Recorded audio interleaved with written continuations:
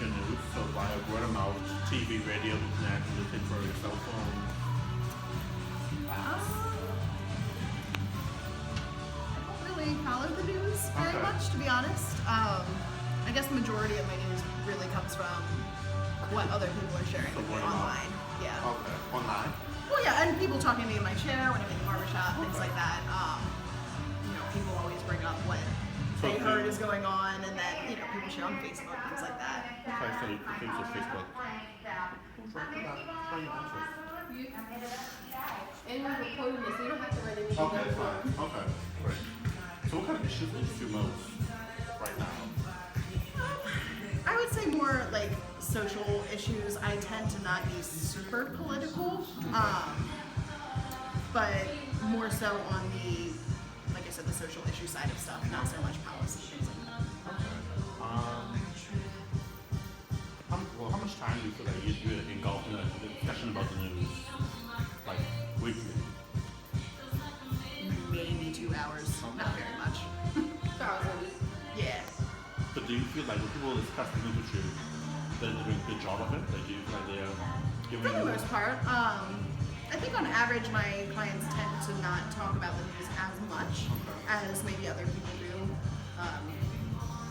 We tend to have a more personal relationship with each other, so we tend to talk more about things in our own lives, not so much news. Okay.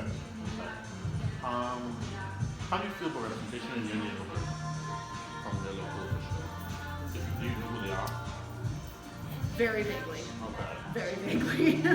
So what drove you to move? You live in Hamilton, you said? I do. What drove you to live in that area?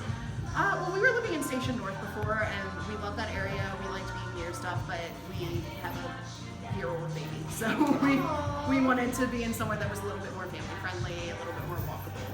Okay. How do you feel about Boy. How do you feel the cost of living in your neighborhood? It's really not so bad. Renting, I think, is a little bit more expensive in this area. We were lucky enough to be in a position to buy a home, so it's definitely more affordable when you can go that route right here. What improvements do you want to see in your neighborhood over the next, say, 5, 10 years?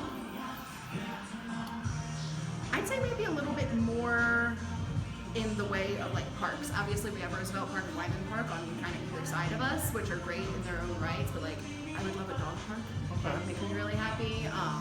Just a little bit more green space, I guess. Okay. How do you feel safe in your neighborhood? I think for safety. Yeah. I mean, we live in Baltimore. There's always going to be slight problems anywhere you go, but as a whole, like I walk around at night by myself here, and I don't feel threatened or unsafe in any way. So how do you get back and forth from home to here? I usually drive, but I will walk sometimes. Okay. Can you remind us your age range between 1825, 30, or 31, 40? I'm between 18 and 25. Okay. It's like, when's my birthday?